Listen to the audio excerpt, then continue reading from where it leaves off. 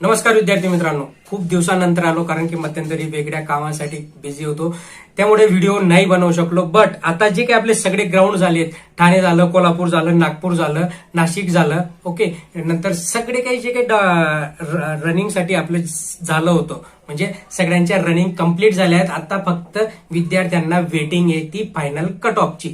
मग तुम्ही थंबनेल बघितलाच असेल की फायनल कट ऑफ किती लागणार आहे.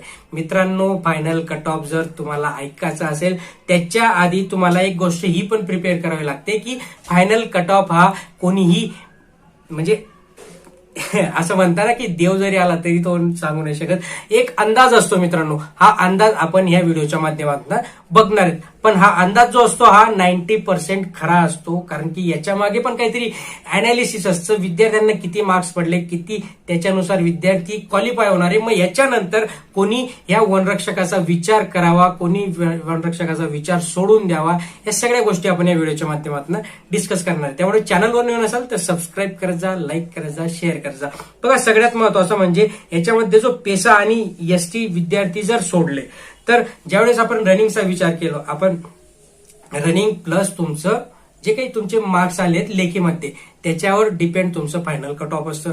ओके, बहुतेक विद्यार्थ्यांनी रनिंग मध्ये 70 मार्क्स मिळवले, 75 मार्क्स मिळवलेत, आणि अशा विद्यार्थ्यांना त्यांची जी काही लेखी परीक्षा होती त्या लेखी परीक्षेमध्ये त्यांना 80-85 असे मार्क्स आहेत. मग ज्या विद्यार्थ्यांना 80-85 मार्क्स आहेत आणि त्या विद्यार्थ्यांना 70 ते 75चं त्यांनी ग्राउंड घेतलंय, अशा विद्यार्थ्यांचं इथे सिलेक्शन होणार आहे. मग जर तिघांचं सेमच होणार आहे. कुठल्याही जर तुम्ही वनवृत्तात गेला ना, फक्त 1-2 मार्काचा इकडे तिकडे डिफरन्स होतो.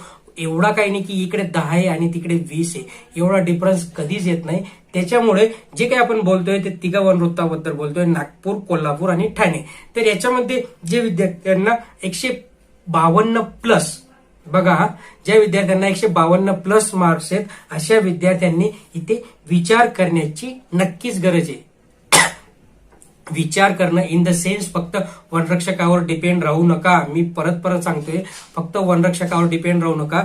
जी काही आपली दुसरी एक्झाम असेल तिची तयारी चालू ठेवा. आता वनरक्षकाचं सगळं झालेलं आहे, आपल्याला काही करायची गरज नाहीये. म्हणून हा विचार सोडून द्या. फक्त एक डोक्यात ठेवा की आपल्याला किती मार्क्स आहेत आणि आपल्याला त्याच्यामध्ये सिलेक्शन होईल का. मग जर विद्यार्थ्यांनी नागपूर, ठाणे, कोल्हापूर तिघं जर आपण बघितलं तर ज्या विद्यार्थ्यांना 152 प्लस मार्क्स आहेत अशा विद्यार्थ्यांचे चान्सेस तिथे आहेत. जर मुलींचं बघायला गेलं तर विद्यार्थिनींना 142 प्लस मायनस हे होऊ शकतं, प्लस मायनस होऊ शकतं बरं का. आणि ज्या विद्यार्थ्यांना 160च्या वर मार्क्स आहेत अशा विद्यार्थ्यांचे चान्सेस हे 99% इथे आहे. तिघं वनवृत्तामध्ये बघा, ज्या विद्यार्थ्यांना 160 प्लस मार्क्स आहेत अशा विद्यार्थ्यांचं इथे सिलेक्शन नक्कीच होऊ शकणार आहे मित्रांनो. आणि जर पेसाचा विचार केला तर पेसाचा प्लस मायनस पण होऊ शकतं, म्हणजे खूप काही कमी पण लागू शकतं, खूप काही जास्त लागणार तर नाही, बट कमीच लागू शकतं. आणि म्हणून हे विद्यार्थ्यांना जर 145 मार्क्स जरी असतील तरी यांचं तिथे सिलेक्शन होऊ शकणार आहे. त्यामुळे मित्रांनो, काय करा, जास्त टेन्शन घेऊ नका. तुम्हाला जर ह्या रेंजमध्ये मार्क्स असतील तर तुम्ही फ्युचरमध्ये याचा विचार करा.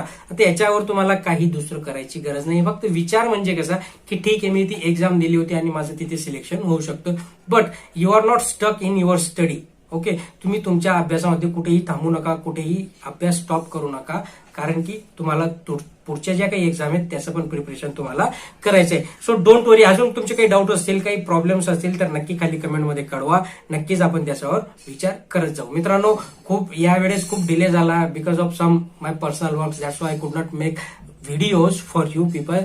So sorry for that, but याच्या पुढे आपण कंटिन्यू करणार आहोत. सो चॅनलवर नवीन असाल तर सबस्क्राईब करत जा, लाईक करत जा, शेअर करत जा. धन्यवाद.